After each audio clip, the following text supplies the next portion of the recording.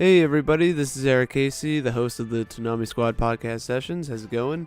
I'm just jumping in here at the beginning, just to let you guys know that as you could see from the title, this is a technical difficulty episode. There was a lot of behind the scenes bullcrap that happened that really affected the quality and the material and everything. So just be aware that in the middle of the session, we basically recorded two parts of the episode on 2 different days, so you'll notice that like my shirt changes and things like that. So just letting you know, don't fret over it. We basically fixed it as best we could, but that was the best we could do. So just giving you a heads up, and again, thank you for listening, and we hope you enjoy. Adios.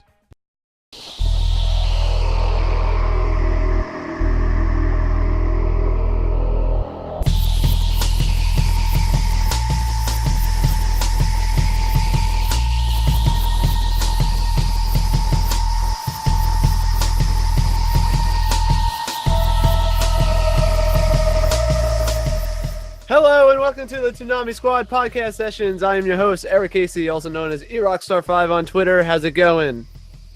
I am JMB, aka The Boss, the founder and curator of Toonami Squad. You can find me on Twitter at JMB_70056. My name is Sam. I'm one of the writers for Toonami Squad. You can find me at SZUniverse on Twitter.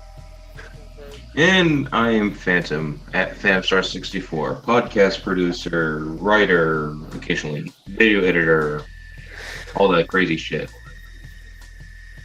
All that crazy shit. And with that crazy shit, that segues into our first topic of today's episode, which is Sam Jack, episode 4 and 5, since we missed, making an episode last week. But we'll be going through the Easter break.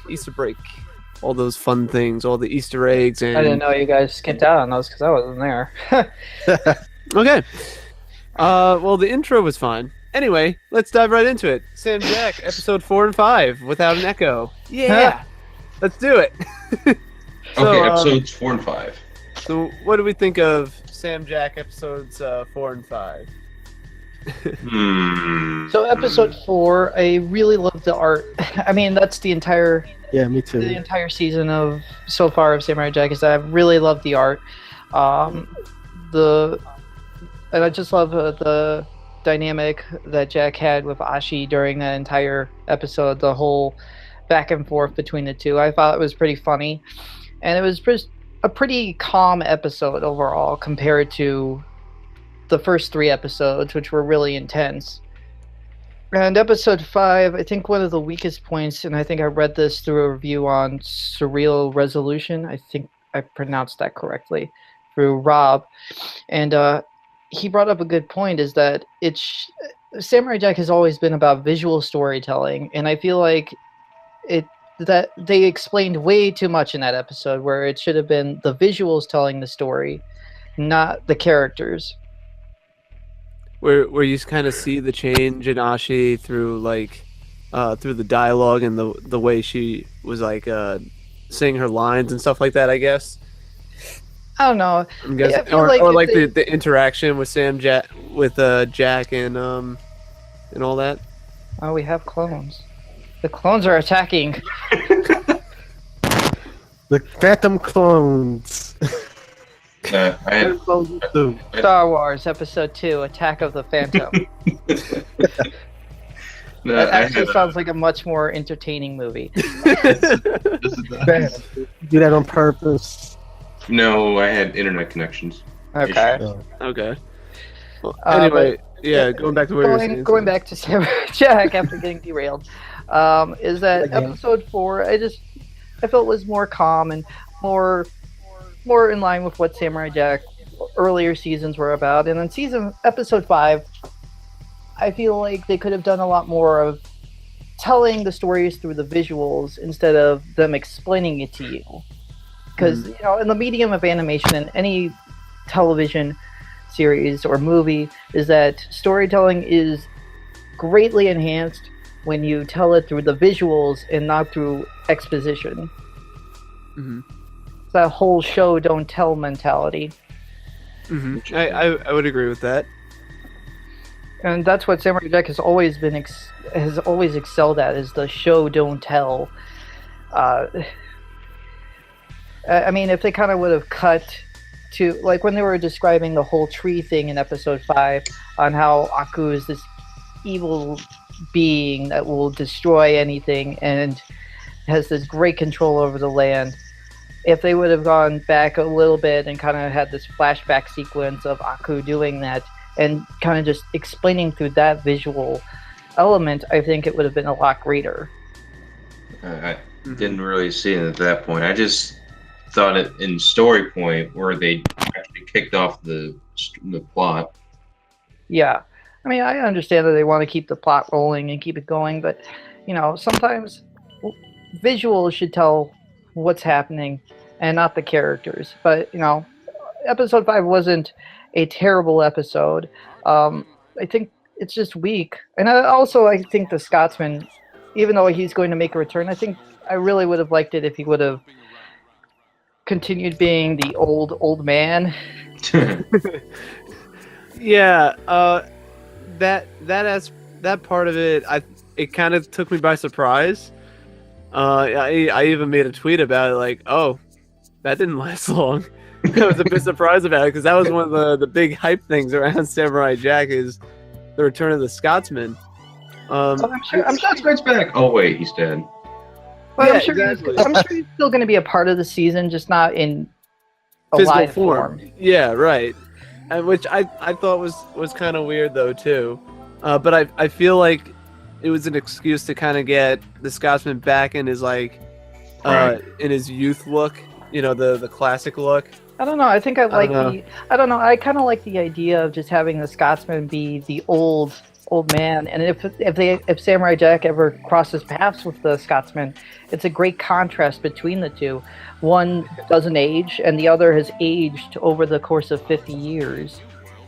Yeah, and I was kind of thinking of it like it would have been a cool dynamic where it's kind of like a role reversal of like the wise sage and the you know, the wandering hero and all that, where kind of Jack is the wise hero and the Scotsman is the wandering old, you know, geezer.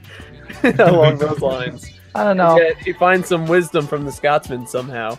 Yeah, I don't know, like that's something that would have been kind of funny and kind of cool to do. I think it also would have lasted. I think it would have also lasted like an emotional impact, at least to me as a fan, because if they kept the Scotsman as his old form throughout the rest of the series, I think if, you know, once again, if Jack meets up with the Scotsman at one point in the storyline, I think that would have put more emotional weight onto the situation. Yeah, I would second that. Like I said, I mean, I felt off. I was taken completely by surprise and off guard that the Scotsman. What happens to the Scotsman in episode 5? Like, it just happens so quickly, and it was kind of like that didn't feel right though. Like, it felt off. Yeah. It felt. It took you by surprise for the wrong reason though. Yeah. And going back to what you were saying about the tree and everything, I would agree with that. Like, thinking about what you said, I think it would have been cool if they did like a flashback and kind of show like maybe Jack's perspective. Like they did the animation in a way that it shows what Jack sees when he looks at Aku in a way, and especially considering that he's had all this time and is literally on the edge of, you know, sanity and everything. Like the animation could have been like really drastic and really scratchy looking and really make an the more you describe it, it just sounds like a better episode 5 than what we got. And it's not a terrible episode. Like, I really like the scene where Jack's talking about how the stars were created. I think that was a really funny and cute moment. But, you know, the episode 5 just wasn't as strong as episode 4. And it's not like episode 4 was like this incredible episode either. But at least it had visual components of great storytelling through little dialogue. And acupuncture jokes. Yeah. Yeah. and the other thing is, though, with episode 5, I guess the the samurai ghost rider phantom thing is actually real. Like it's there. As in Jack's like I don't know what else how to explain it, but it's not a hallucination. My prediction is that I think it's a hallucination because, like I said, Jack is on the edge, and I have a feeling that I have a feeling it's somewhat connected to his sword, like the one that he lost 50 years ago, or whatever, 50 years ago, or something like that. There's some connection to it because this upcoming episode is like him trying to figure out what happened to it. I don't know. But maybe we might get that explanation. Because my prediction about the hallucination on the horse, my prediction, or not really my prediction, but my theory behind it is that it's actually Jack after he's already gone rock bottom and he's hit his limit. He's insane at that point, and he basically just gives up hope, which is what I got at the end of episode 5 when he thought that Ashi killed all those creature things, and it turns out that she didn't, because Jack, the way Jack reacted to me was like that was him hitting the edge. Like his insanity is gone at that point, and the next episode or 2 maybe is basically Ashi trying to help Jack and get his sanity back per se. But I feel like that hallucination is himself if he was a follower of Aku. And I think that's where it might be going. For now, anyway. That's my theory. What do you guys think? It's not a bad theory at all. And that could be it. Speculations. Yes. And this upcoming series is episode 6, so we have 4 more weeks left. A month, Man. Month of Sam Jack left. Oh, and I remember something else. The dude in the armor, they keep referencing him as Moltar for some reason. Which I was thinking the same thing, I won't lie. He kind of reminded me of Moltar. I was thinking I won't lie. He did kind of remind me of Moltar. And then there was an alien in the promo for episode 6 where it looks like Zorak. Yeah, I saw that too, yeah. I did not see that. Nice little reference to Clay. Yeah. I think it's more a reference to Space Ghost than him. Still. I just wonder if that's just a coincidence or just... I think they put that in there for reference. Probably. For the Toonami fans and all that, and the Space Ghost fans. But it was a neat little thing there. And in what episode you said you saw the alien that looked like Zorak? In the promo 6. for episode, you can see it. Oh, episode 6. I The try. promo. Yeah. Every time I watch that promo, I try to stop the frame, try to wait for that frame to see if I can determine if that is Zorak. It's a little bit different. Like it's a different body, but because I did that. Kind of looks like it. Its body is different, but the face is pretty much Zorak. Like you can tell it's fucking Zorak. just a little bit different, but it's still him, I think. But again, it's a nice little Easter egg. It's fun.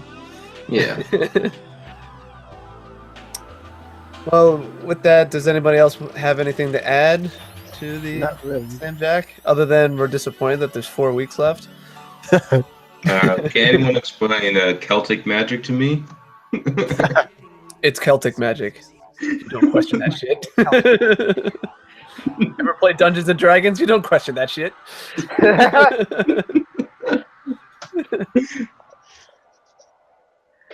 But yeah. I got nothing then. Okay. And getting to the next topic though. I've not seen the end of JoJo. Season 1. Okay. Yeah. I literally haven't seen the last 2 episodes because I'm behind.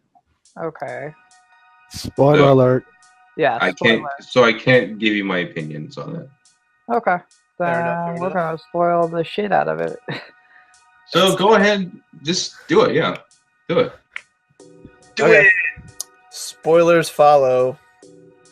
You know, just for a fair warning. I mean, if you've already seen Stardust Crusaders, you pretty much know what would happen at the end. So the Mhm. hour-long finale was the final battle between JoJo and is it Wamu or is it Cars?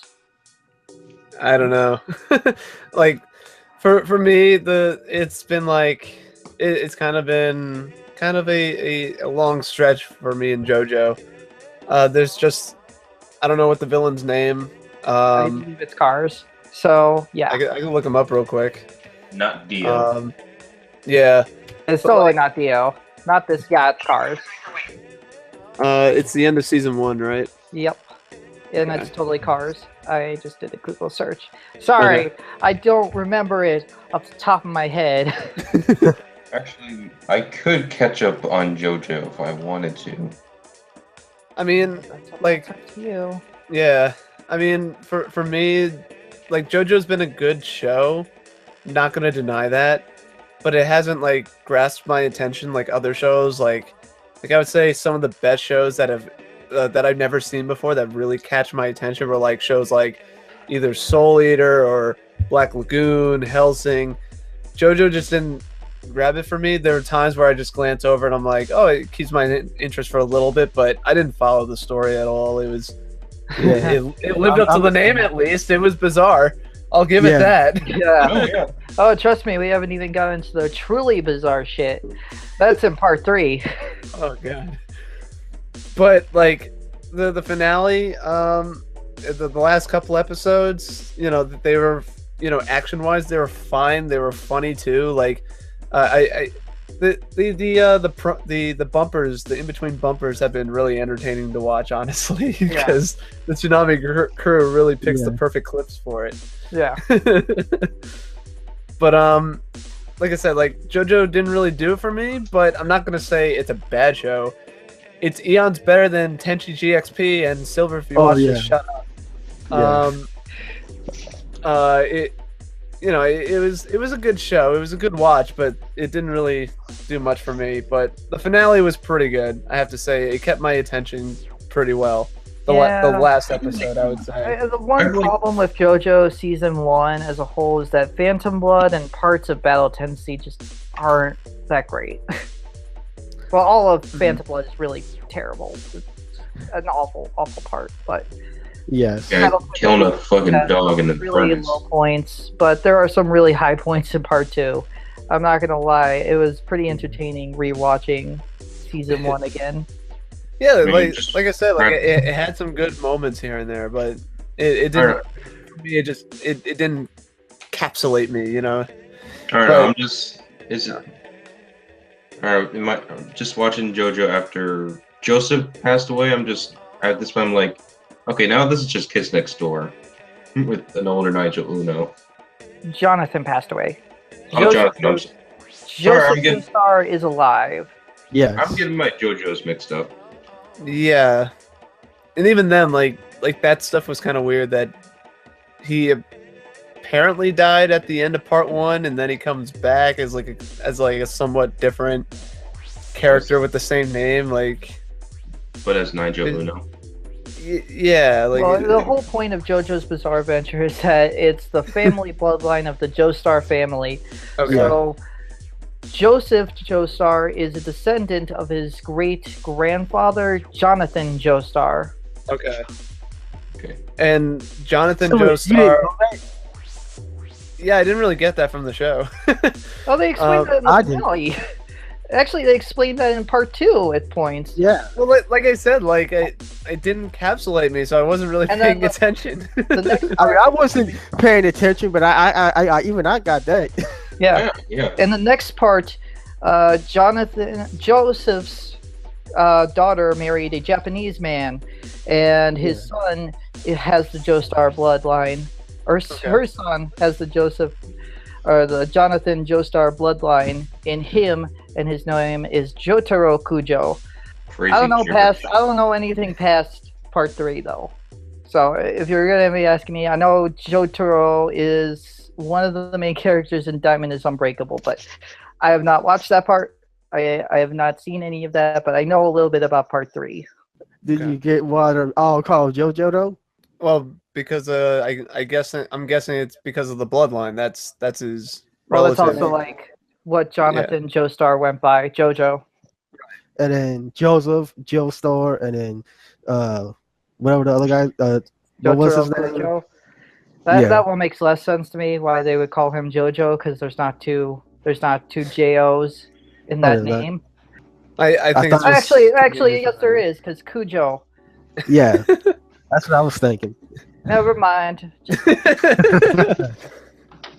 we solve all the problems here.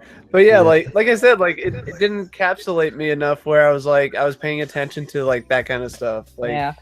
I felt like it kind of got like too generic, like because when I first heard about the show, I thought it was gonna live up to the title of being bizarre. Oh, like, it's just like- definitely bizarre. no, yeah, it definitely is bizarre, but it kind of fell into. I felt like the fact that it kind of fell into a formula, though, kind of took away from it for me, anyway. Well, this is based around a manga that's been going on since the 80s. So part 1 and part 2 are definitely falling into the tropes that they were written as when they were created. Mm-hmm. I can understand that, but like I said, like I felt like they could have done something.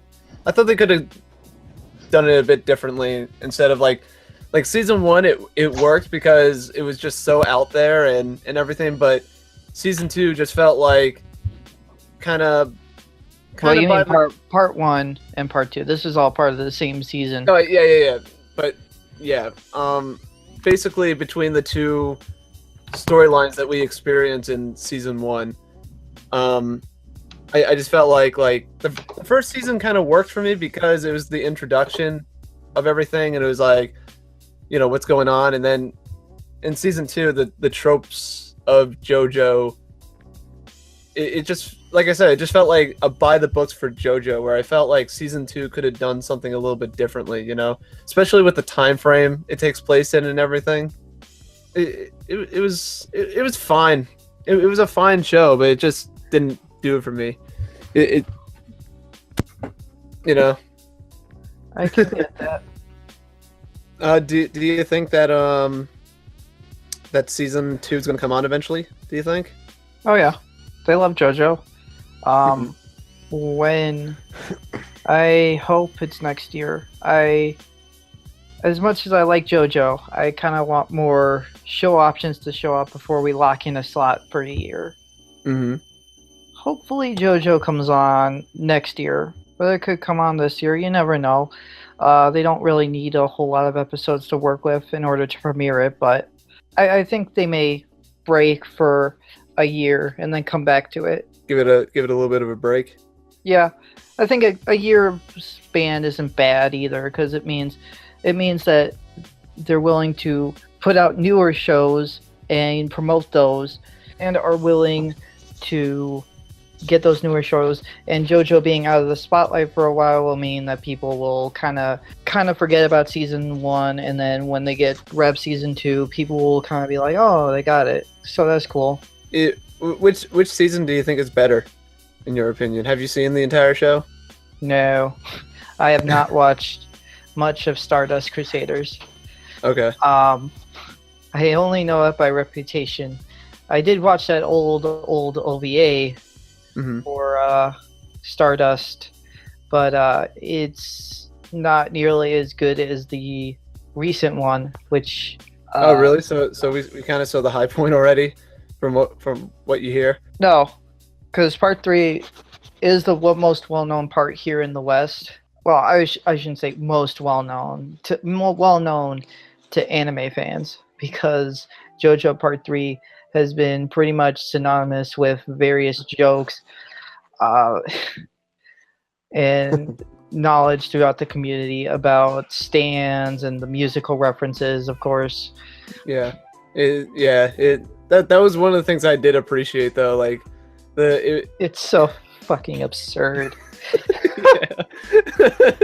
One of the villains' names is ACDC, and one of the stands' names, which they can't legally use, is Vanilla Ice. What? I'm not joking, by the way. That's one of the stands' names in part 3 is Vanilla Ice, but they cannot use that name legally. Is that in the next season? Yes, but they're not going to use Spoilers! that name. You just spoiled the whole show, Sam. Damn it! I can't look forward to it now. Ah! Oh, you weren't going to hear that name anyway, because they were going to probably use a different name altogether. Because Vanilla Ice, they're afraid of legal actions. What's wrong with DCCA? Yeah. I don't know. Hashtag DCCA. Copyright. I'm sure that they could get away with a few banned references here and there because they weren't like using their likenesses and all that. Maybe use Ozzy Osbourne. I think that's a stand name. Or Black Sabbath, I believe, is a stand name. Dragon Force, Metallica. Maybe switch it up to Black Samage. Jordan Jackson. Jordan Michael. Welcome to the slam. If you want to jam. Stephen Perry. Okay. Yeah, we should just stop now. I mean, part 3 is a fun time. If you weren't on board with JoJo part 1 and 2, I would give part 3 a shot. I mean, all of JoJo is pretty much built from the same cloth, but that cloth is formed differently, if that makes any sense. The cloth is bizarre. Yes. Very bizarre. Pun not intended. Say but that still. part 1, you get a pretty normal scarf. Part 2, you get a pretty wavy looking scarf that's not really completed. Part 3, you get this really insane scarf that makes no sense, but you love it. From what I heard, part 3. Yeah, I agree. I've seen small clips of it, and like I said, I watched the original OVA. What a great metaphor to describe season 2, Sam. I appreciate that. I mean, I was just trying to describe JoJo as a whole, but yeah, sure. Gotta wipe off the sweat with that cloth. Oh God, we're in for a crazy season. But no, yeah, I'm looking forward to it. Like I said, I'm going in with not with like expectations of getting blown away, but like, you know, I'm looking forward to it. It was a fun ride, and if it gets even more crazier, I'm looking forward to it, honestly. Mm-hmm. Like, I guess that's pretty much everything with JoJo. Any final thoughts to it? Because it's, you know, we'll be back for a while. Well, I don't know. It could be back after Titan ends. We don't know. Who knows? Maybe, I guess. Could they announce it at MomoCon? Maybe they will announce it at I doubt it at MomoCon. I'm Highly doubt it. I know. I'm just guessing. Possibly, if we were maybe. going to announce JoJo maybe at Comic-Con, Or next year's Comic-Con. probably next year's Comic-Con. Yeah. Well, maybe. Maybe. You never know. You never know. Yeah. Well, we'll stick in Speaking of surprising, let's surprising talk about- and bizarre. yeah, I would say weird. I'd say a waste of money, but that's just my thoughts. Damn. Let's talk Samuel and me. For me, it was strange. It was weird. I'm not sure if I liked it, but I appreciate it. I appreciate it more than I liked it. If that makes any sense. Yeah. Because I think it's cool that even though I felt like the live action was kind of a clash with the with like being on an anime block, and I don't want to be like, oh, Toonami's just an anime block, blah blah blah. But I felt like it kind of clashed a little bit, and it was just pretty much the only reason why I got enjoyment out of it was because I wasn't watching a stupid commercial. You know, it was actually something kind of interesting and different, and just strange, to say the least, for me. And like I said, again, just like JoJo, it didn't really, for the production of it, didn't blow me away. But I thought it was interesting, and I appreciate that Adult Swim was like, here's a bag of money, make something with it.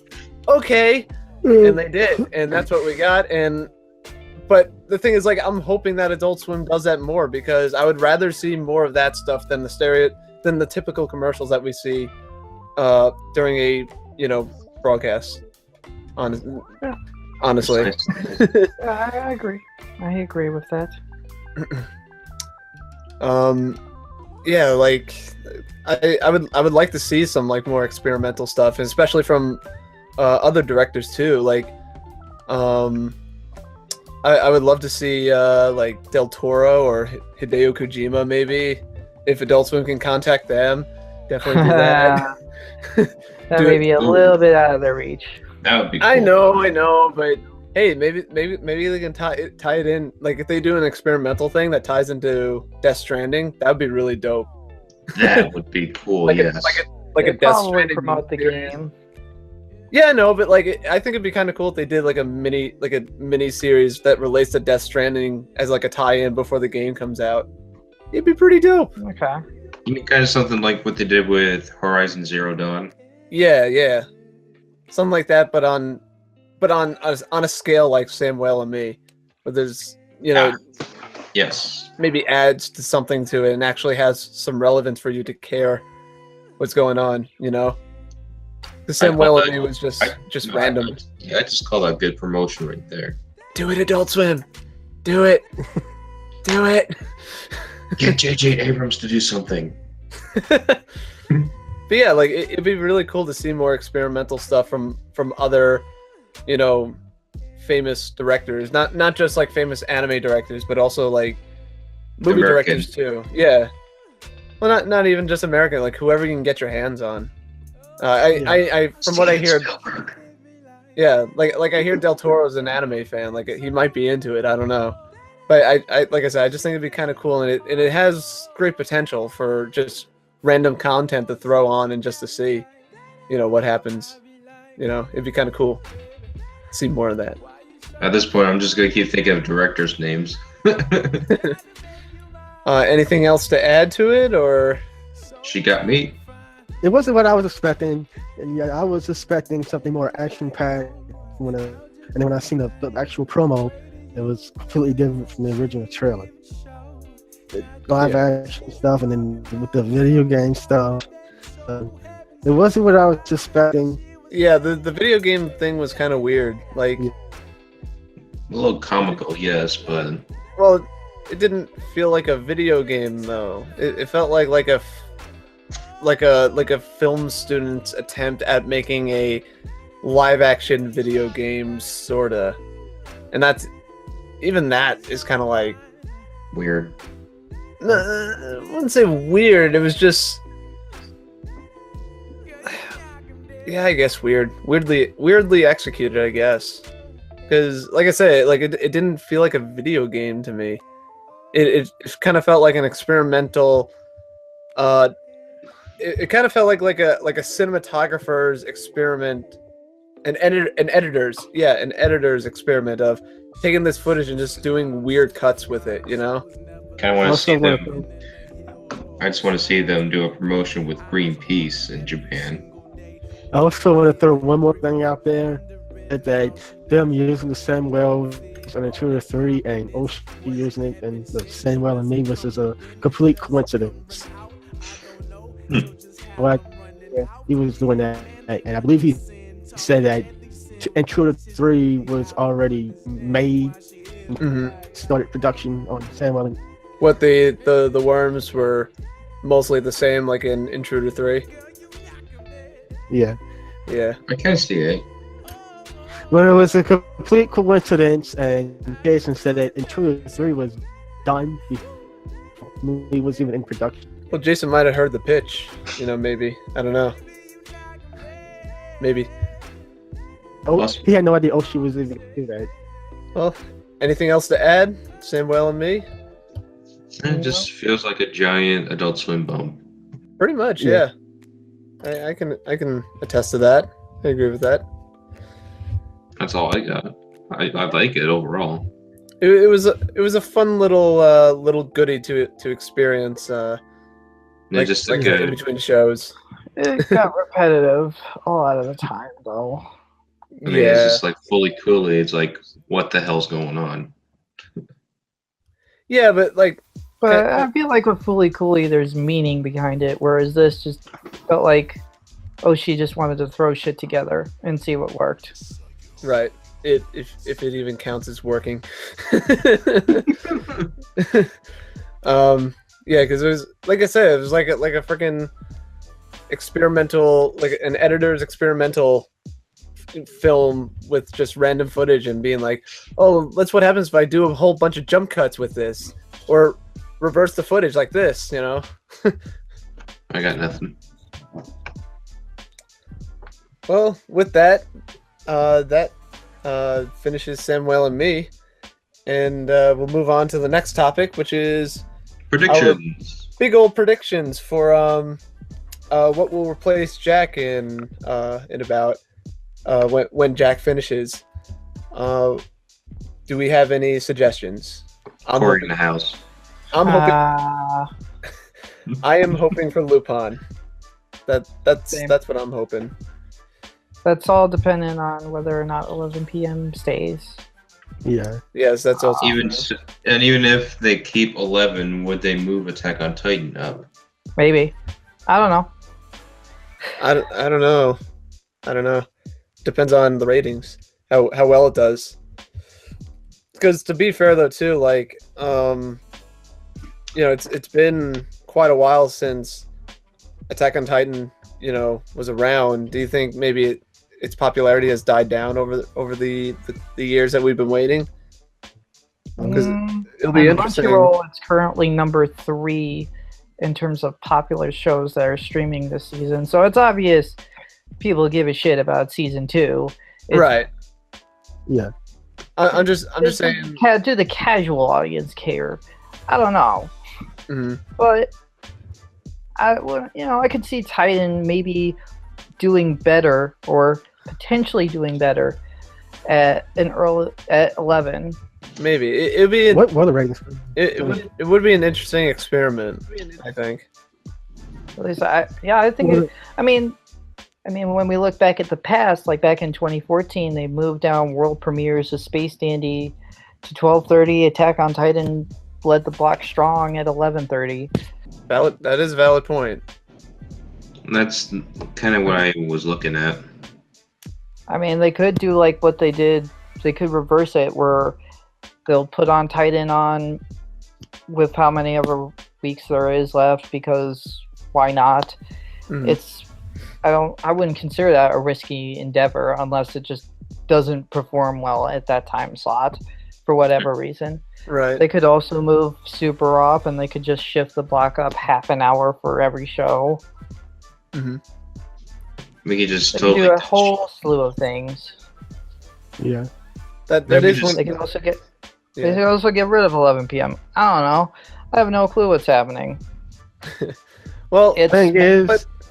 But I think it's encouraging though that there is a semblance of flexibility though that the block has now than what it never really had back then, because you never know when Cartoon Network come in and be like, hey, we found this cute little show called Hamtaro, can you put it on your block please? And Jason's like, no. Okay. I mean, they liked Hamtaro, but it's just not a good pick for them.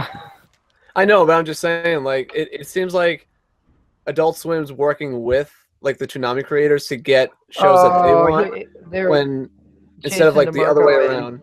The entire crew who's working on Toonami pick out the shows. They have full control. I know, but that's what I'm saying. I shouldn't say. Well, not full completely control, but like. Right, but what I mean is like it's kind of been reversed now, where like you said, Jason and the Toonami crew have much more say in what happens. So like a show like Hamtaro or Woolen Warriors wouldn't show up on the block, you know. Maybe on April Fools. Maybe on April Fools, but do that next year, Toonami, a Hamtaro marathon on April 1st. That would be kind of great. Pitched out to Jason. Hamtaro replaces Samurai Jack. But anyway, but no, getting slightly back off track. Like I said, it's kind of been reversed, where it's not like Adult Swim's going to come in and say, "Hey, Jason, we have this show. It's bloop a doop a dee boop boop. Put it on Toonami, sure." And Jason's like, I'm sure. Okay, boss. No, we're totally I'm sure going to put Black Bible here. Yeah. I'm sure they get pitched shows from their distributors constantly. So if it's a show that they can afford and they think that it'll do well, they'll grab it. Yeah. But for the most part now, they have pretty much whatever say. And I think what really opened my eyes of like why I'm thinking they'll get Lupin or possibly get Lupin is because of Gundam. They successfully got Gundam after this long...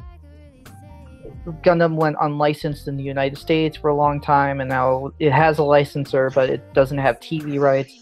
So they had to go to Japan, and during their entire sessions with working with Production IG on Fooly Cooly Seasons 2 and 3, they set up these meetings with these Japanese companies, and after they grabbed Gundam, they worked with Toei to grab Super, and they did that. So it's pretty clear that they're branching out from just, oh yeah, we're going to get this show from Funimation, we're going to get this show from Viz. They're going straight to the source and saying, hey, we want to make this deal with you. Can we get the show? And how much is it going to cost?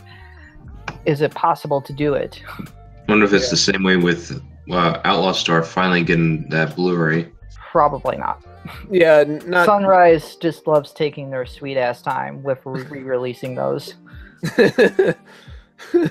Yeah, I don't think Adult Swim had anything to do with that, but maybe a small semblance of Toonami's revival might have led into that, because Outlaw Star is beloved by the Toonami fans, and with Toonami being back, and I really doubt it.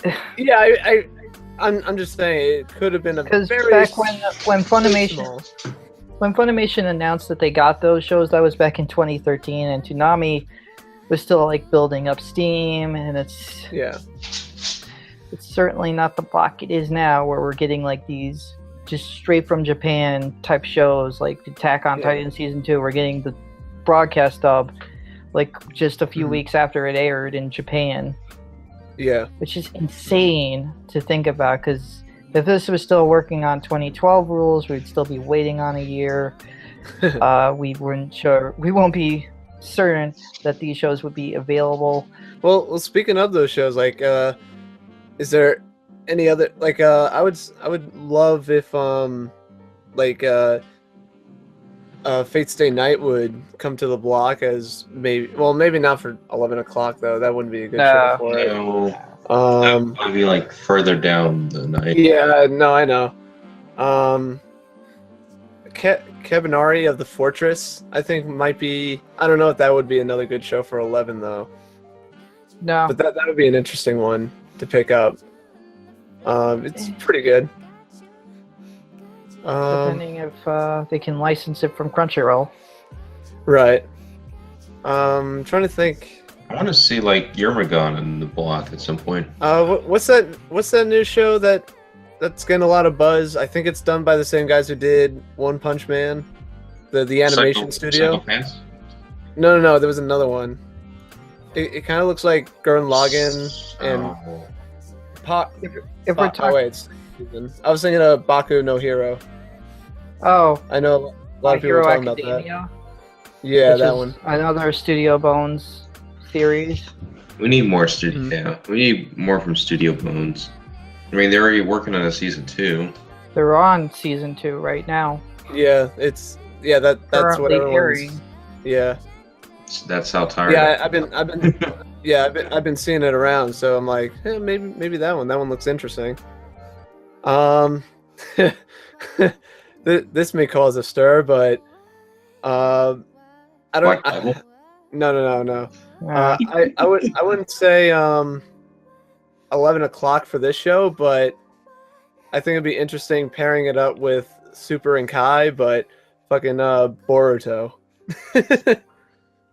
Well, that's interesting because they still have Would say it's in the Shippuden. early stages, but I don't see Boruto coming on the block. At least not now or anytime in the future. No, Right, watch. because- They're going to announce it. But do you think that maybe is a possibility that they may do like a double Dragon Ball, double Naruto type of deal, maybe between Boruto? Unless Not when fucking Kai is still on, and not when they can keep the DBZ name continuing. True. I mean, they have Super, they have Kai. I mean, I know Naruto Shippuden is currently airing at 2:30 in the morning. Yeah, I know. And But filler dormant. But I just feel like that could be a possibility down the line at some point. But I don't feel like that would be know. a bad decision. I feel like Naruto is in this weird spot where I think people have more nostalgia towards OG Naruto than they do for later Naruto. Yeah, like I feel like that may piss people off though. It would definitely piss off the fans that are, the people that are like, oh, Naruto killed Toonami back in the day. They're just doing it again. Ha ha ha. You know, obviously it would piss those people off, and I think it would piss off the community too, because I think I don't know. We already have the double Dragon Ball. I think that's enough for now. I agree. Yeah. If I'm going with like show pickups, I guess more from Funimation. I'd like to see more from Sentai, but I don't see them coming back anytime soon. It could pick up Psychopaths. That's Funimation.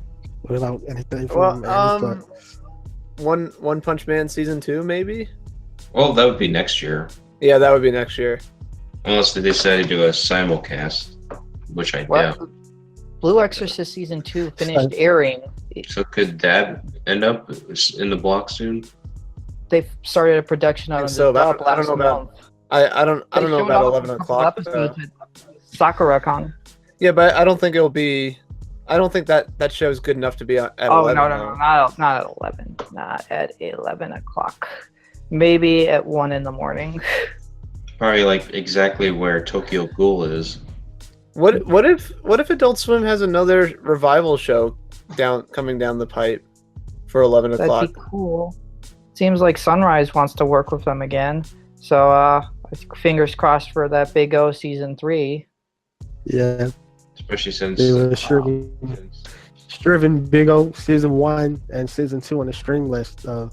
It'd be cool to get Outlaw Star back on there for a little while too. Yeah, that'd be cool. I feel like it would be like at 3 though. Yeah. No, I'm not saying like at 11 o'clock, but I'm just saying it'd be nice to get Outlaw Star. I don't back. know. I feel like at this point, it's like Bebop. Well, I shouldn't say that. It's more like any other very old show. I think it's just not worth getting. Depends on the time slot. The thing is like they can exploit Bebop and Dragon Ball Z all they want because people will come and watch them in droves.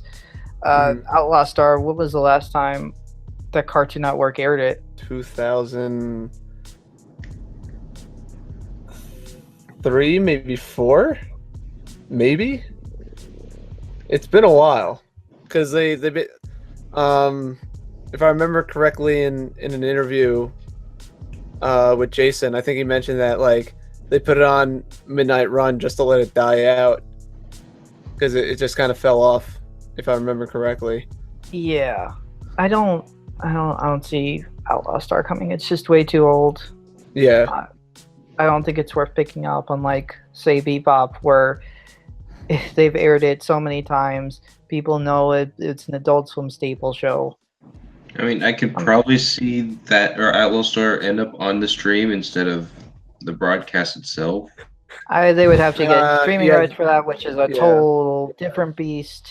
Yeah, So if Outlaw Star comes back, I see it more plausible as it coming back on TV. But even then, like that's one of the shows that's like, it's a Toonami classic, but it's one of those old shows that are like, it's an old show. you know, Yeah, do they people they care want more enough to modern, right? And do people care enough to stay up that late? I mean, it sounds like people are interested in it coming back, though. From what I hear, like a lot of people suggest it. It's one of those shows that gets brought up constantly. From what I hear. Yeah, but I think they've already. I think they've. I don't know if they said this, but I think it's just way too old. I just personally think it's way too old. Even with the new Blu-rays releasing, it's just I don't think it's worth getting. But for newer shows, I think for newer anime, they could pick up a lot. There's really not much from Viz Media, unfortunately, other than One Punch Man season 2, which will be next year. Hopefully, the simulcast will air this year. Dub will be out next year. They'll probably announce season 2 of Iron Blooded Orphan. Oh yeah, oh God, yeah. That should be at like MomoCon probably. Mm-hmm. Or San Diego or whatnot. Oh no! It has to be at MomoCon because Unicorn ends. Unless they're wanting to show off their big guns on that. Not to throw Outlaw Star back into the fray, but what if a surprise reveal is, hey, we got season 2 coming? Would there be even a demand for that though? That's a good question. I don't know. Yeah. I feel like there's more interest for a Big O than Outlaw. Oh yeah. No, definitely. I agree with that. I'm just saying that would be pretty risky, but it would be kind of interesting though too, just to see. But yeah, I don't know. That'd be very interesting for them to. I do think that they have more projects in the work, and not just for anime. I think also for whatever Gendy has up his sleeve for Adult Swim. Cinematic Titan season 2. Yeah, I'm hoping for that too. I wish. I doubt it, but I know. I wish something new. I don't know if Adult Swim can pull some rabbit out of their hat, but I was talking. Yeah.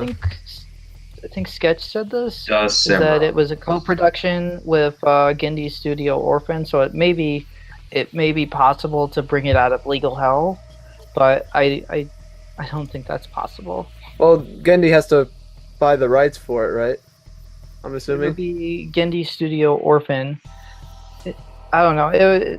Legal issues aren't my thing because I don't work in a legal department at a TV station, so I don't know Right. the logistics of it and what goes into it, other than this can't air on television anymore. Yeah. But yeah, I just don't understand why they do stupid things like that. Well, the write-offs, Yeah, so they can make money back. I know. I mean, I'm a little upset with Cartoon Network because Semi Exciting did well in readings, but yeah. they fucked over that show by the end. Yeah, but what I don't understand is like the logistics of it, where it's just I understand the financial reasons for it. Oh, you know how expensive that show was? Yes, so I do. I expensive. get it, but don't hold it in this legal hell and have it just sucked into this fucking black hole. How do you expect them to make money back on it? How are you supposed to make money from it from not using it at all for nothing? If it's canceled, there's no chance in hell that they would bring it back for no good reason if it's going to cost them more money. That's just bad business. No, but what I'm saying is someone could come to them and pay them for the rights, and in that sense, they are making money. That wouldn't work. You're telling me that you would sell off a fraction of a show that costed you probably more than you're selling the rights off to? It's better to completely write it off and make money back. I just don't like the idea of these properties being put in this black hole hell of logistics, and with very, very little wiggle room for you to, Oh, I totally agree with that. And, I can get angry at companies all I want about that, I know. but it's still a business at the end of the day. I get that. I can't get really upset or like really. All I can be is just disappointed that it never took off, and there was potential for it to take off, but the network held it back. Yeah. And they only split it into 2 volumes in iTunes. Yeah. I mean, if I'm hoping for predictions down the line, MomoCon, they announced their next Total Immersion events. Mhm. And then they announced Iron Blooded Orphan Season 2.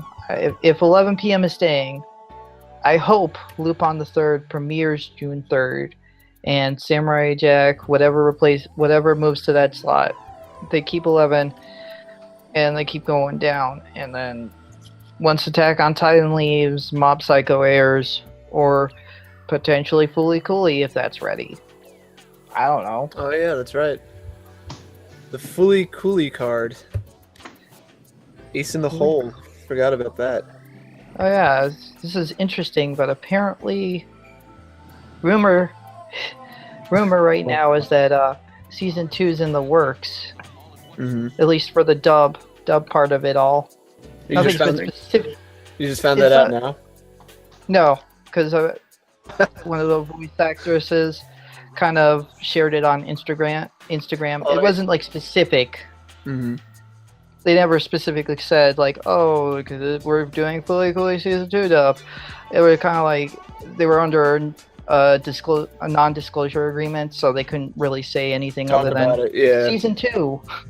So I'm like, oh, okay, you guys are working on Fooly Cooly. Yeah. But yeah, I mean, past that, like maybe if they're going to Anime Expo, Mob Psycho gets announced there, Comic-Con, Blue Exorcist or whatever gets announced there, and then the block set are pretty much Dragon Con. Yeah, if they go there, they could also announce something. I don't know. But they never come down to Orlando. Probably because no con contacts them. Also, it's probably not on their hit lists. They're doing New York and California. All things aside, though, just in other words, nobody gives a shit about announcements and being made in Orlando. Well, I have faith. So far, 2017 of Toonami has been pretty. Even though on a rating sense, it's been kind of roller coaster. Yeah, but it's been all right. It's been all right, yeah, but it's always kind of all right around this time anyway. School's going on, jobs and all that kind of stuff, so it's understandable. But so far, it's really awesome that Toonami was able to get like a big 3 type of show where it's like Attack on Titan, Dragon Ball Z Super, all these really big shows that are coming out. Just yeah, very I kind of agree. Kind of jumping on it at the right time, even though like Super is 70 episodes in. But the point is that the fact that they were able to get it dubbed and everything. One Punch Man, another great hit that just came out of nowhere. They've done good so far, and yeah, 2017 has been promising, and it has lived up to expectations so far. Yeah, so far it seems like this year for their 20th, they want to make a great blend between old and new. So they got Samurai Jack, they have their Dragon Balls, and they have their we're all in 6th grade. Hey, that's the Dragon Ball. I can't do a Beavis impression. You said he said, "Bud." Hey, butthead. You said balls. Why do I picture Seth Rogen and Neil Patrick Harris doing Beavis and Butthead? Hey, Beavis. Hey, Beavis. How many butts does it have? Kept saying, But yeah, this year seems like a great mix. We did lose One Piece, of course, which is sad, but Sad, but true. You know, you move on. I mean, But it sails on. yeah, it's sailing on. But it is. you know, you move on. Their focus now seems to be grabbing newer shows or new-ish shows that'll attract a larger audience than sticking with the same shows that classics they've of had Yeah. for a few years now. Mhm. And even though people hate Naruto Shippuden, that show's probably going to be staying on for a while, Yeah. very while longer. I concur. It's again going back to that episode when we discussed it. It just does. It's just done better in the ratings than One Piece. If you want to make the comparison. Yeah, I don't know what's currently doing at 2:30 since I don't stay up that late and don't Me care. neither. But apparently it does better than One Piece at 2:30, so that says a lot. Yeah. It says a lot that the audience for Naruto will watch Naruto even that late. But you know, I kind of like this year, and so far it's like a mixture between old and new. Mm-hmm. That, you know, I agree. it's a great mixture. I kind of wish they would break. If I'm like, you know, critiquing it, I kind of wish they would break apart from their Dragon Ball Power Hour and kind of put something in between. So there's like I was watching it last Saturday night. I was just like, oh my god, please break the monotony up of the two Dragon Ball shows. But the thing is, like ends. Kai brings in. I'm not pretty good arguing reading, that, though. but I would also say that Kai can bring in ratings no matter where you put it on the block. Yeah. People are gonna flock to DBZ no matter what. True. But I would say Is like, found you know, chapters. separate like half an hour. I don't care if you even have to do like a sandwich, like put it between shows. Yeah, just please. I kind of wanted to just. I just want some more, like, nothing clashing into each other a bit. You know, I just want it to be seamless. I go from Super to this new show, then to Kai or whatever, not go from Super to DBZ to this brand new show that's actually really new, but you guys are putting it behind Dragon Ball Z Kai because fuck if I know. Ratings. Well, ratings. Yeah. I mean, if it brings in ratings, that's cool. If it doesn't, I'm just kind of like, really? You guys could have moved that. But, you know, still, I do like the lineup. It may help. Yeah, It may help like some shows too. Like Sandwich, they put Attack on Titan in between Super and Yeah. Kai. which I It thought may they help would Attack do. on Titan maybe. Yeah, but you know, so far I like this year. It's a decent year. Hopefully, Yeah. at MomoCon maybe they can announce a new project that they're working on. If they have a new Yeah. project in the works, I don't know. Maybe they do, maybe they do not. Mm-hmm. Who knows? I agree. I certainly hope so too. It'd be nice to get more shows like Samurai Jack, because Samurai Jack has been great. Yes, it has been. Yeah. Indeed. So I guess that pretty much covers it. Those were all of our predictions, and for what could replace Sam Jack at 11. And the final topic of the episode is this little thing that Amazon's trying to do that feels dirty when you really think about it. And it's called Anime Strike. It's really dumb. Yep. Next.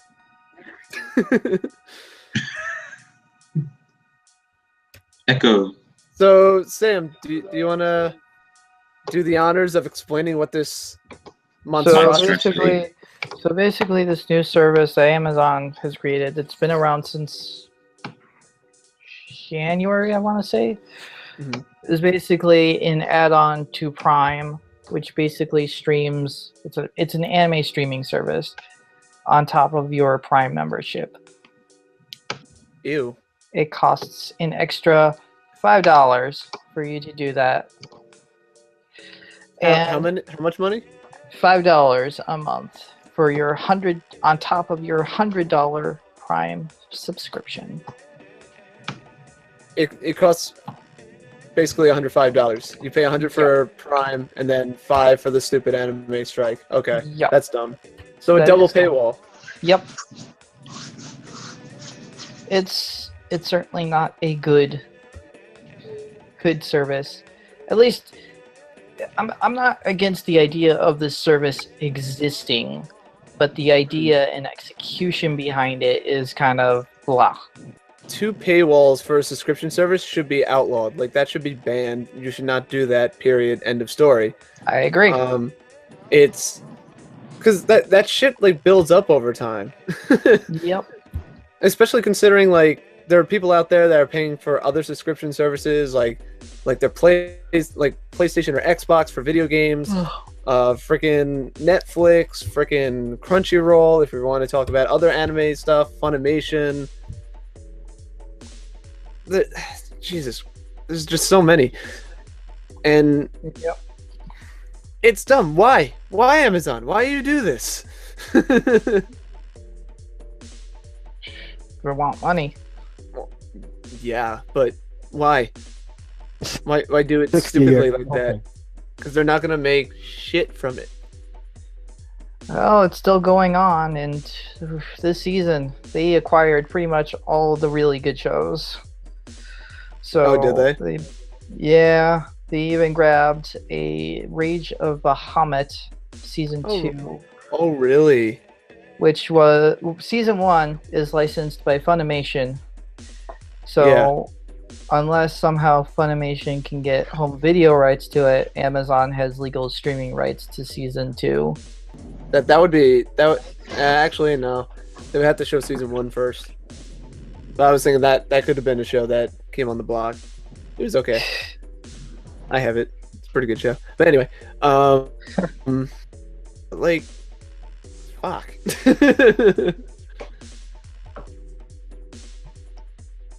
Yeah, I just don't understand. I don't get it. I kind of get it. I kind of get that they want to treat this as a premium, but the premium itself should be the content that you provide, not the price for it. Yeah. Paying for more for something is definitely not my ideal way of looking at this. It's And also, like I had Prime for a year. Yeah, it was nice to have like free shipping on stuff and things. You can get it to your home like a day or two early. You can get it very quickly and all that kind of stuff.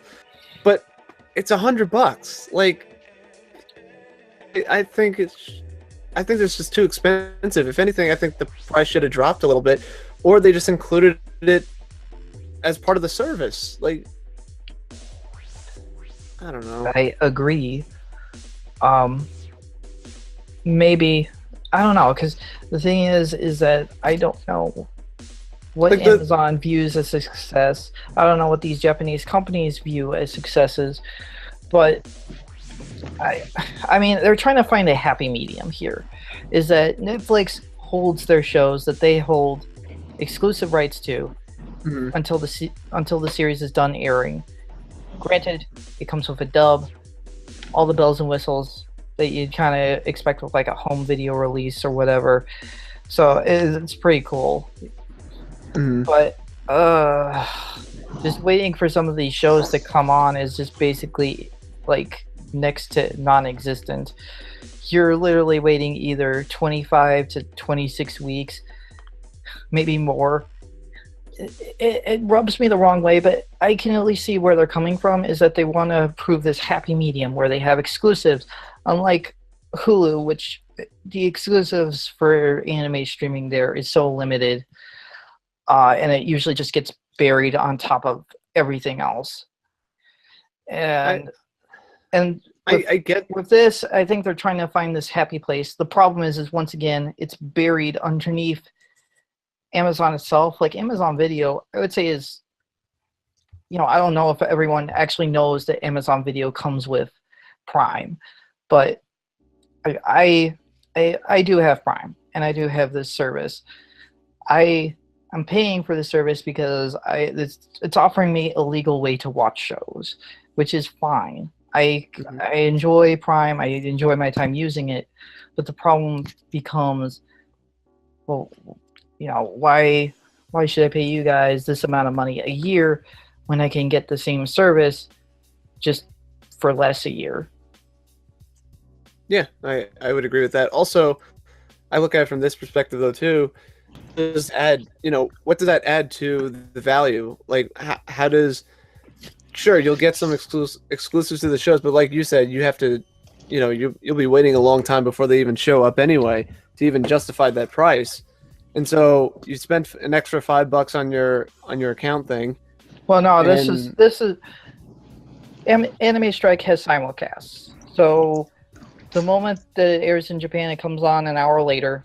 mhm, Pretty normal process. Um, I'm not too bugged by the subtitles. I'm personally not a translator, so I don't know how inaccurate or accurate they are. mhm, But from what I can tell, they're fine. They're decent. They get the job done. They can tell the story very right, well, so I don't feel lost. mhm, So these are simulcasts. They're streaming an hour after they air it in Japan, so it's all good. okay. Is it in HD? Yes, all of the shows are in 1080p. Okay. Is there ads? 60 frames per second. No, there are no ads. Prime Video doesn't even have ads in general. Okay. That's a lie. They kind of promote their own shows, but I don't count that. But they don't do those. We don't have ads. They don't have this ad feature for like a. Actually, that'd be pretty cool. On top of your Prime membership, you could have this SD version of Anime Strike where you can. Yeah, we're still talking about Anime Strike. yes. I really don't Where care you about have Anime this Strike. SD option to watch these shows in like standard def, and you watch ads, and then you could have the $5 option. But once again, I would say make it separate from Prime itself. Like if you have a Prime membership, that should be included. I agree. I don't think the value added from the $5 justifies the $5 if you have a Prime membership already. I mean, like I said, Prime is already it's worth it, but it's still a pretty hefty price to pay for for the entire year. Yeah. And like I've said this, and I think this is Amazon trying to prove to be the medium. The medium of these non anime companies. If that makes any sense, like Funimation and Crunchyroll, them. They're trying to deliver the best anime that they can possibly give legally. So Amazon is trying to be a little bit more than Hulu and Netflix, where instead of they have the exclusives, they're doing the simulcast, and it seems that they have a decent relationship with Sentai Filmworks. So obviously they must do a good business enough to be on the side of a couple people in the anime industry where they believe that this could promote anime more, which I don't disagree, but I also kind of don't see. Yeah. No, I agree. I agree 100%. Yeah, that's maybe in the future. Maybe in the future, Anime Strike will improve itself and see to be worthwhile. But for right now, the only way I could really recommend this is that if you have a friend who has Prime and has the service itself. Because I have it, and I'm letting my friends use it because I can. it's my account. I get to do what I want. Unless they decide to change the password. Yeah, I don't know. Hopefully in the future they revise this Anime Strike version and kind of make it separate from Prime. Yeah. And more into their own thing. Yeah, I agree. I think they should expand on it a little bit somehow. I'm not sure how to go about it though. I mean, maybe they could tie it into like the DVDs maybe or something. I don't know. Maybe add some like merchandise. I don't know, because it's just another service out there that it's trying to compete, but you also need Prime on top of it. Like Stupid. We have Amazon. We do use the streaming service for Amazon, but I don't use it because I didn't know that existed. Yeah. I have Prime streaming service. So I mean, really, I just don't see the point of. I don't use it. I don't care about it. Also another thing about it though. Also another thing about it though too is that like Amazon promotes more of the products that they sell rather than the stuff that they are providing. Like I see more stuff of I see them promote more and more of Amazon Video every day. Original. So they're getting originals, which is why they're promoting more of Amazon Video and all that. So yeah, I've heard that. But I don't see them promoting Anime Strike, at least in terms of like Amazon themselves. Like they're going all out. They're It would doing have to be this. Chiller But all over again. I don't know if Anime Strike is its own department within Amazon, because it seems like this is run by a company, but the Twitter and the way that they're having social interaction feels very much like how Sentai Filmworks does interactions with their fans. So it kind of makes me think, like, who runs that division? What do they do there? And I don't know anything about like how deals are made. So that's probably on Amazon. Like, how do they get these shows? All that stuff. But this need that you need to pay more is obnoxious, and it's unneeded. And the thing is though too, like your article, like I didn't even know about this service until I saw your article.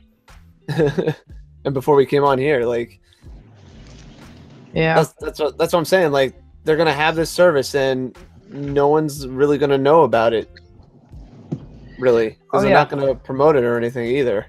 Yeah, I totally agree. The problem.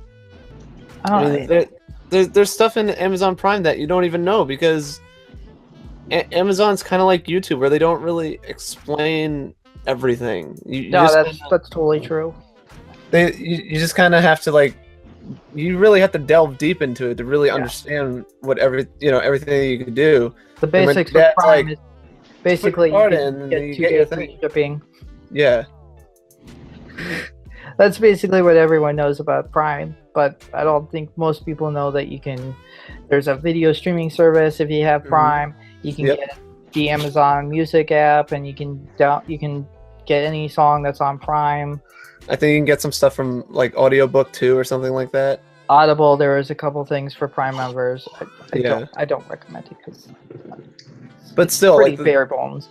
Yeah, but still the point is that stuff is at your disposal, but no one knows because Amazon's like, have fun, kids. Yeah. I kind of wish they would do something with those, because it pains me. They could be doing so much more. They would have more people using their services though too. Yeah. It would actually justify their services a little bit more, and the pricing. Yeah. I mean, I am seeing them advertise more of Amazon videos, mainly because they paid for originals and all that. So it's a sign that they are trying to advertise their services more. But I just don't see them doing that with the anime strike, because of anime's reception in the West. But it's how niche it is as an art form, and how Westerners feel about animation in general. But still, though, like it's the Amazon Video promotion. It's the reason why they're doing it is minstrel at best. So people could watch our original works. Yeah, that's great. You have original works, but one, people have to pay, I assume, Amazon Prime to get that, right? So that's $100, and the content has to be good. And if it's not good, people will be pissed. People are not going to watch it. But boom, like I mean, one of the things with Netflix is that Netflix promotes their stuff.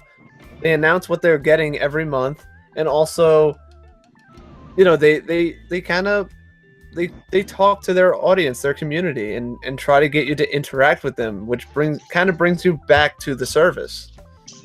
Yeah, and I agree with that. Where Amazon, again, they just don't care because, let's just face it, they're making bank regardless. Oh yeah, I mean $100 for Prime. Well, it's not just Prime, like just in general. Like, whenever people get something from them. I think I heard from a statistic that half of America uses Prime. Yeah, that's insane. Really? I think most of that population just uses it, like the 2-day free shipping and all that. Yeah, most likely. Yeah, but it's still insane. They're making a lot of money a year. Yeah. Like $100, 50% of the United States uses it. That's a lot of money. On top of whatever is being shipped to those people too. Yeah. So yeah, they're in a good spot. But I don't mind this service existing, but it has to be justifiable to exist in the first place. They have the shows. They do. Get rid of that price for Prime members. Make it separate for its own thing. Because I've been hearing people saying, like, if this was just its own thing, $5 a month, that's reasonable. They have shows I want to watch. All right, I'll pay for it. Yeah. But I'm not paying for Prime. Exactly. I don't know. I don't know. It don't make sense. It should be either or. Options are a good thing, but it keep basically saying, no, in order to watch this shit, you gotta pay us first, then pay us more money. Yes, again, yeah.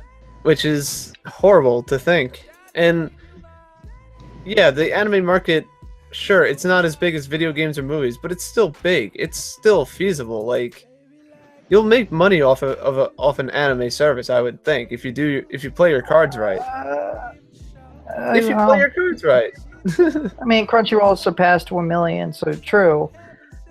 I just don't think it, in terms of like finances, I don't think it can reach anything like the length of like a Pixar movie, for instance. But that's what I'm saying. Like, it's not that.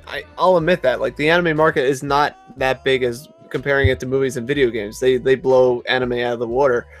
But, and even like to like TV show, like animated TV shows. Yeah. Always kind of like fare better with casuals. Yeah. The casual who aren't like otaku weebs like us. Right. Just naughty, sitting on our asses, just talking about anime, strange cartoons. Senpai, what is this senpai? Is that a pizza? What are you talking about? Why isn't anyone speaking English in this Japanese show? Getting back on point. I still think it's feasible. Like, you can, if you play your cards right, you can get a decent audience out of it and do decently out of it. But the worst thing you could do for a company that's providing, content to people is restrict them. And going behind 2 fucking paywalls restricts the customer. And not only that, it's a hefty price. Yeah. Stop it. You want things to be affordable for the customers, so they will spend the money. You want it to be as open and available to as many people as possible, so they could be like, if I want Prime, I can get it and I still get the service, or I just want to pay for the service. And I kind of said this before. And then it's really weird because Prime also offers HBO as a subscription, Stars, Showtime. Those shows are readily available to Prime members. It's you'd think a casual is just gonna jump on. I was like, oh, okay. There's this anime strike thing for all these Japanese cartoons. Mm-hmm. But Westworld's on HBO. Well, I'm gonna fucking watch that shit instead. We're going around in circles. Yeah. The point has been made many times, and I still don't understand why they do it. Why do companies do this all the time? Why? To make Money. money. I know, Yeah. but still, have some semblance of humanity, please. Ah, so frustrating. Well, you can move on Frustrates from me. there. Just frustrates me. I just hate companies when they do that. They don't think the whole picture. They're just going with the I want money approach, and it's like, money isn't everything. Come on. Anyway, but yeah. Anyway, that pretty much finishes that topic before we go into it again and again and again. Never-ending cycle. Yeah. Never-ending cycle of we hate companies, but we also love them too. God damn it. Anyway, so yeah. So with that, pretty much covers all the topics that we have for this episode. We hope you enjoyed it. This concludes this episode of the Toonami Squad podcast sessions. I am your host, Eric Casey, also known as eRockstar5 on Twitter. JMB, aka the boss, also known as JMB_70056 on Twitter. I am the founder and creator of ToonamiSquad.com. I'm Sam. I'm tired. I'm Phantom at PhantomStar64. Beastly Kingdom. That's all I gotta say. He's just a ghost that hangs around. Yeah. He haunts us. And with that, this concludes this episode of the Toonami Squad podcast sessions. We hope you enjoyed it, and we will see you next time. Adios.